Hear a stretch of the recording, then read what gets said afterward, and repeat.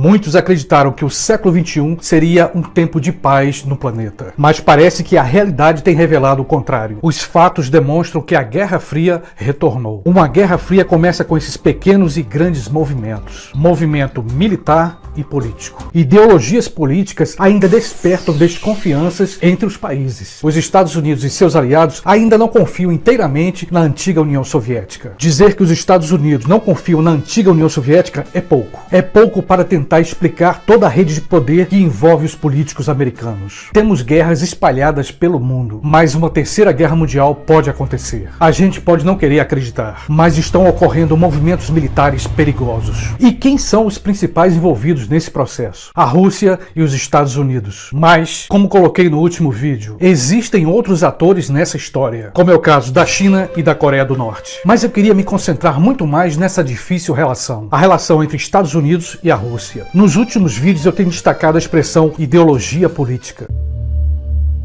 Algumas pessoas em pleno século XXI ainda afirmam que a Rússia é comunista e que a China e a Coreia do Norte também seriam comunistas. Muitos usam a expressão comunismo de forma solta, sem nenhuma base. Mas por que isso acontece? Simplesmente por falta de conhecimento teórico e histórico. História da Rússia e da teoria comunista. E por que é bom saber um pouco disso? Simplesmente porque quando você chamar alguém de comunista, você vai estar sabendo exatamente o que é comunismo. Detalhe, temos que rever e repensar esses conceitos. Há uma diferença entre teoria e prática. O conceito de comunismo, ele está na teoria sociológica, uma teoria criada por um filósofo alemão chamado Karl Marx. Até 1917 era apenas uma teoria. Mas o que é que aconteceu depois? A antiga Rússia, que era czarista, passou por uma revolução, a chamada Revolução Russa de 1917. Foi a tentativa e a conquista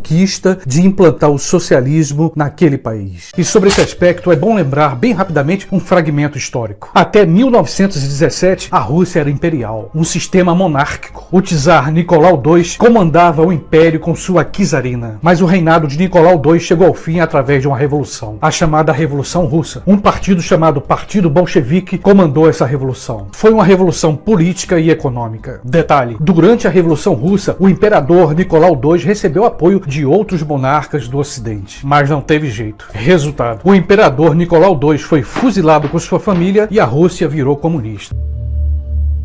Um partido político chamado bolchevique tinha como base teórica o comunismo escrito por Karl Marx. E com muita percepção, esse partido bolchevique percebeu a crise e tomou a frente da população. Daí em diante, panfletagem, discursos contra o czar, e a palavra de ordem era revolução. Uma palavra de ordem que foi se espalhando pela Rússia. Até os soldados russos que estavam no campo de batalha começaram a perceber e a abandonar e voltar para a Rússia. E quem era o líder desse partido bolchevique? Vladimir Lenin, um intelectual e militante. E aqui vale lembrar um detalhe. Além do partido bolchevique, que era contra Nicolau, havia outros partidos de cunho socialista que também não gostavam do imperador. No fim, depois de muitas greves e de um acordo de abandonar a guerra, o destino do czar e sua família estava selado. E aí surge outro conceito, o conceito de socialismo. De acordo com a teoria, para se chegar ao tal comunismo, tem que passar primeiro pelo socialismo. Eu vou te dizer uma coisa, do ponto de vista sociológico e histórico, o comunismo nunca existiu. O que houve foi uma tentativa socialista abortada. E quando eu digo abortada, é porque ela se distanciou da teoria. Sendo assim, quando alguém chegar para você e disser assim, a Rússia é comunista, a Coreia do Norte é comunista, você vai dizer o seguinte, bom, não existe comunismo. O que é comunismo? O que é esse conceito? Quem criou? Que ordem socioeconômica é essa? Principalmente no mundo ocidental. Aqui no Brasil, por exemplo, seguimos a ordem capitalista. Pergunta, qual o maior problema de uma teoria? Será que o maior problema é quem escreveu? Não. O problema são as interpretações que vêm depois. E foi o que aconteceu com os revolucionários de 1917. O partido bolchevique acreditava que podia aplicar a teoria marxista na Rússia. Foi então que eles resolveram mudar o nome do país. A Rússia Rússia agora seria União Soviética. Esse sistema durou até o fim de 1980. Nessa época surgiu uma figura importante, o ex-presidente da União Soviética, Mikhail Gorbachev. Gorbachev fez uma reforma que fez com que a antiga União Soviética voltasse a ser Rússia, uma Rússia capitalista.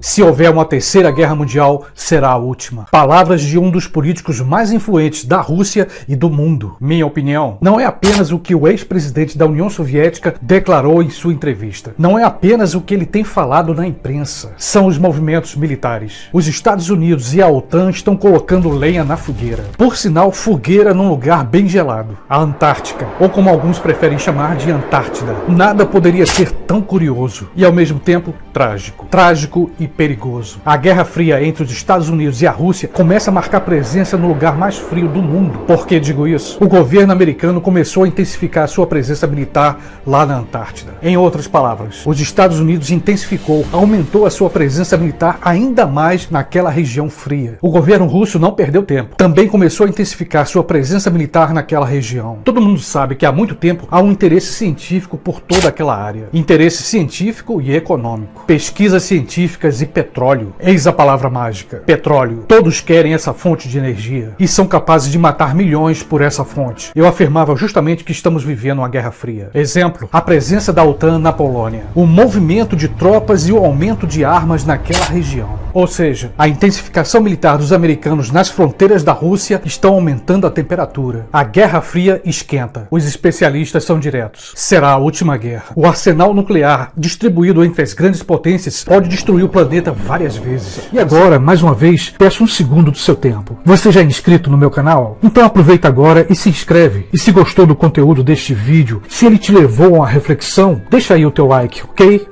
Beijão e até o próximo vídeo.